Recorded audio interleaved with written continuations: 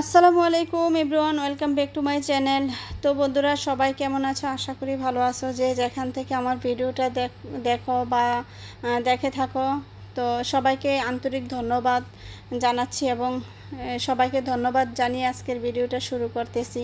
বন্ধুরা, আমি তোমাদের কাছে একটা পরামর্শ জানতে চাচ্ছি। এটা হচ্ছে, এই যে ফুল হয়েছে পেঁপে গাছে, অনেক বেশি ফুল ধরেছে, আসলে কোনো ফল হচ্ছে না। কেন হচ্ছে না তা জানি না। বিশেষ করে আজকের ভিডিওটা এই সম্পর্কে তথ্য নেওয়ার জন্য আমি ভিডিওটা করেছি। যদিও আজকে অনেক বেশি মানে রোদ যাই হয়েছে, অনেক বেশি বাতাস ছিল ছাদে, একদম শরীর শীতল হয়ে যাওয়ার মতো, খুবই ভালো লাগার মতো একটা বাতাস ছিল যখন আমি ভিডিওটা করতেছিলাম। আর এদিকে দেখো বন্ধুরা, এই যে এটা কি হয়েছে আমি জানি না। কি এটা কি ভুট্টা গাছ না অন্য কোনো গাছ? ভুট্টা গাছ হলে অবশ্যই বোঝা যেত বা এতদিন ভুট্টা ধরতো, কিন্তু এটার নিচেও ফুল হয়েছিল গুড়ি গুড়ি। এগুলি জানি না কি গাছ, অবশ্যই তোমরা জানিয়ে থাকলে আমাকে কমেন্টের মাধ্যমে জানাবা এটা কি গাছ। তো মাশাআল্লাহ, আলহামদুলিল্লাহ, আল্লাহর রহমতের বাতাস দেখো কত সুন্দর বইছে, আর খুবই ভালো লাগতেছে। এটা আসলে আমি একাকিত্বভাবে উপভোগ করেছি এই বাতাসটা, যে রোদের মাধ্যমে এই ঠান্ডা শীতল বাতাসটা আসতেছিল, কত শান্তি লাগতেছিল। আসলে এটা আমি নিজেই বলতে পারবো কত ভালো লাগতেছিল।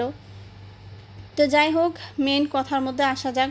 আমি আসলে আজকে ভিডিওটা করা এই জন্যই, বন্ধুরা, তোমাদের যদি এই টিপসটা জানা থাকে অবশ্যই তোমরা সবাই আমাকে এটা বলে দিবা কি করা উচিত। এই গাছটাকে আমি উঠিয়ে ফেলে দিব না এটা রেখে দিব? তো এই যে ছোটোবেলা এইখানে আগাটা ছিল, আমি ভেঙে দিয়েছি। সবাই বলেছে এখানে আগাটা ভেঙে দিলে ফল আসবে। তারপর দুইটা ডালা এখান থেকে হয়েছে যখন আগাটা এখানে ভেঙে দিয়েছিলাম।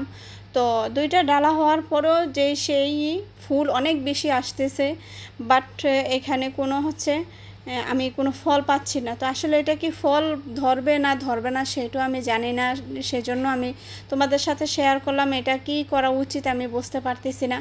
তো গাছটা তো এখানে মোটামুটি যতটুকু হয়েছে হাতে নাগাল পাওয়া যায়।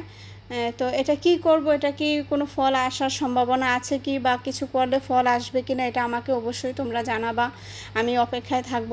কে কে আমাকে এইটা কমেন্টে জানাও, আমি তাদের প্রতি অনেক কৃতজ্ঞ থাকব। আর হচ্ছে দেখো, এই পাশে আরেকটা পেঁপের চারা আছে, ওইটার মধ্যেও ফুল আসছে, বাট ওই গাছের মতো না, এটার মধ্যে একটু কম আসছে।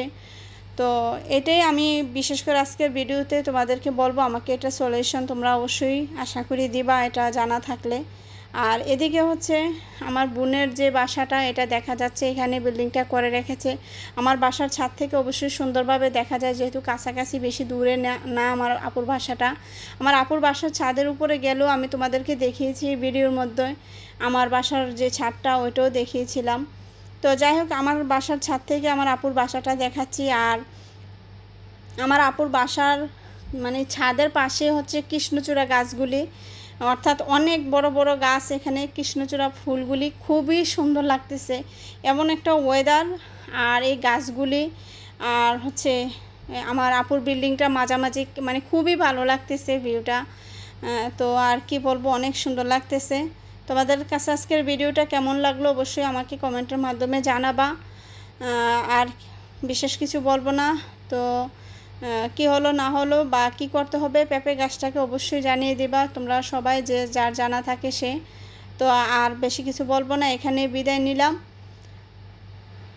তো আল্লাহ হাফেজ, আসসালামু আলাইকুম।